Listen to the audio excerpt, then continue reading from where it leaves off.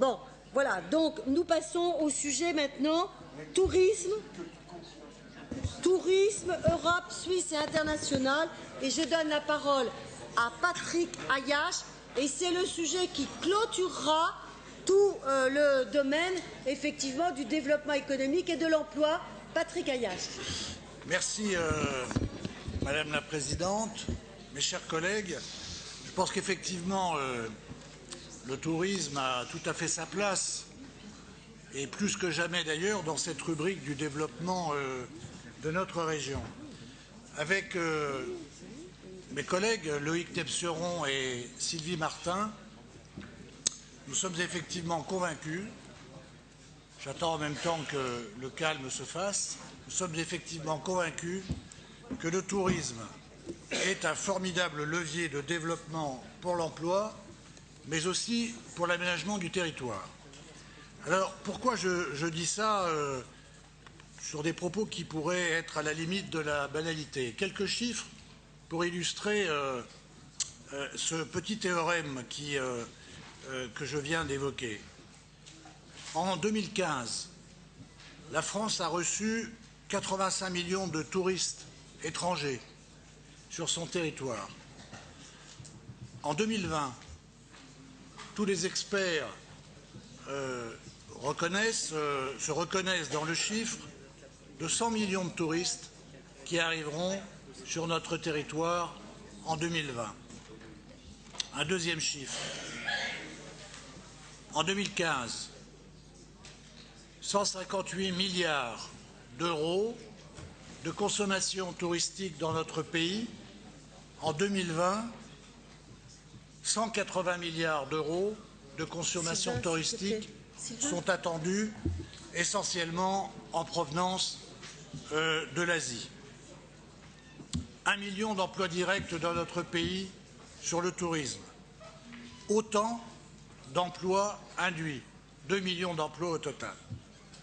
C'est la raison pour laquelle nous avons finalement, autour d'objectifs qualitatifs, un seul objectif majeur dans cette rubrique, capter pour notre territoire, pour notre région, une part de ce marché et créer, derrière cette orientation que je considère comme étant majeure, les activités et les emplois qui vont de pair.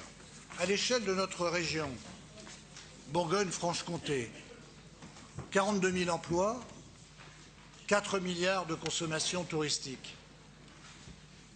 Si nous étions, et nous le sommes, un peu ambitieux, et j'ai bien dit que nous l'étions, si nous arrivions à augmenter en 5 ans de 10% notre attractivité touristique, quel effet sur le territoire? 4 000 emplois nouveaux, 400 millions de consommation touristique nouvelle. Voilà un peu quel est l'objectif que nous essayons et que nous allons essayer, budget après budget, de réaliser.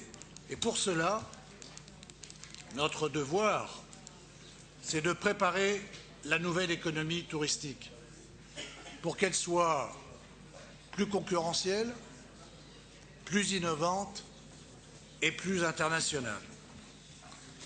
Je reviens donc au rappel, après ce petit propos préliminaire, au rappel de nos compétences, donc qui restent compétences partagées entre les différents niveaux de collectivité. Et là, je voudrais saluer d'ailleurs les autres niveaux de collectivité avec lesquels nous travaillons beaucoup pour élaborer notre schéma régional. Et a priori, il semble que nous nous dirigions vers un point de vue partagé entre les différents niveaux de collectivité qui montre que dans ce domaine, il n'y a pas de clivage politique, et fort heureusement. Nous avons dans nos compétences l'obligation d'élaborer un schéma régional du tourisme. Celui-ci sera probablement présenté à cette Assemblée en juin 2017 et il devra coordonner dans la région l'ensemble des initiatives. Et enfin, il est toujours bon de le rappeler, un comité régional du tourisme est créé dans chaque région. Nous étions au mois de mars, lorsque nous l'avons unifié, les premiers à avoir créé un comité régional du tourisme unique. Figurez-vous qu'au jour où je vous parle, nous sommes toujours les premiers et que probablement que le prochain sera celui de la région Rhône-Alpes-Auvergne, mais que, à ce jour, nous sommes toujours le premier comité régional unique du tourisme. Si on peut passer à la diapo d'après, ce serait parfait. Voilà quelques axes dont je ne vais citer que quelques-uns. D'abord, la poursuite du soutien aux hébergements touristiques et aux équipements, qui est un point fort de notre politique. Le développement des grands sites et des territoires. Le développement de l'itinérance qui est, et vous le savez tous et toutes, probablement le point fort de notre région. Quand je parle d'itinérance, je parle de toutes les formes d'itinérance, bien entendu. Des rivières, des canaux, des vélos, de la randonnée pédestre, du ski et j'en passe. C'est là où d'ailleurs nous mobilisons beaucoup des moyens de ce budget 2017. Un autre axe qui est une priorité dans notre stratégie, les grands équipements structurants, ce qui me permettra d'ailleurs de répondre à une des questions qui ont été posées. À l'intérieur de cet axe, nous retrouvons évidemment les équipements en projet, donc les 2 center parks que l'un d'entre vous évoquait tout à l'heure, pour lequel je tiens à préciser que la région a toujours maintenu et maintient toujours cette même position, que sous réserve de respect des contraintes que nous avons indiquées aux porteurs du projet, en l'espèce Pierre et Vacances, en termes environnementaux, en termes de sécurité juridique, notamment, la région sera toujours aux côtés des 2 départements sur ces projets. C'est la raison pour laquelle, d'ailleurs, sont provisionnées les sommes 2 fois 8 millions d'euros. Nous avons également, dans cet axe stratégique, les 3 cités des vins, pour lesquelles, là aussi, je confirme l'engagement de la région. Lors de l'Assemblée générale du BIVB, il y a quelques jours, au mois de décembre, le BIVB a adopté, je trouve d'ailleurs de façon extrêmement solennelle et très, comment dirais-je, c'était pour moi un grand moment, et pour eux aussi surtout d'ailleurs, puisque ce sont des projets mûris de longue date et qui aboutissaient là avec un soutien, je crois, assez partagé, donc à la fois pour Beaune, Chablis et Mâcon. Ces 3 cités verront donc le jour, ou du moins les travaux vont démarrer dans cette année 2017 et j'espère bien aboutir assez rapidement.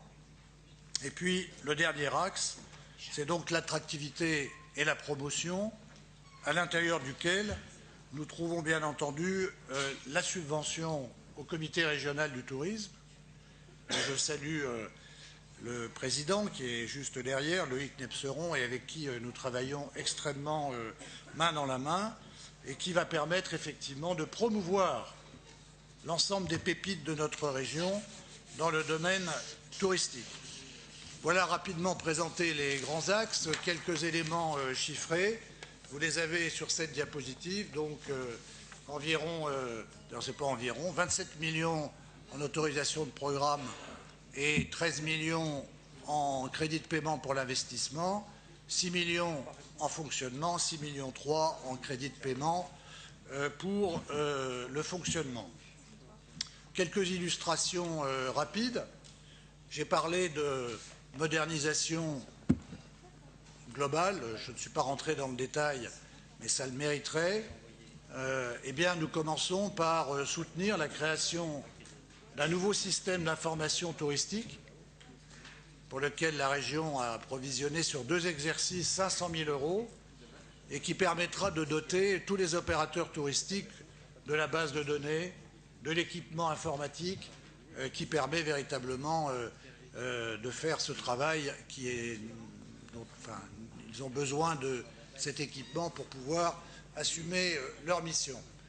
Je rappelle également dans ces illustrations cette bulle qui se promène sur tout le territoire et qui va continuer de se promener sur tout le territoire parce que l'un de nos enjeux, c'est aussi de faire découvrir le territoire à ses habitants de permettre aux Franc-Comtois de découvrir la Bourgogne et aux Bourguignons de découvrir la Franche-Comté. Nous avons commencé, nous continuerons.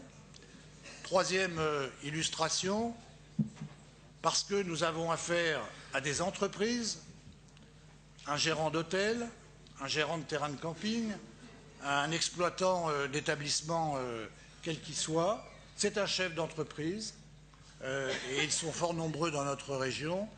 Donc j'ai le projet, nous avons le projet de les réunir et de créer un cluster sur l'innovation touristique. Et enfin, dernière illustration, mais on pourrait à l'infini en décliner sur ce registre, le soutien que j'évoquais tout à l'heure au projet des cités des vins. Voilà, je me tiens à votre disposition pour répondre à vos questions.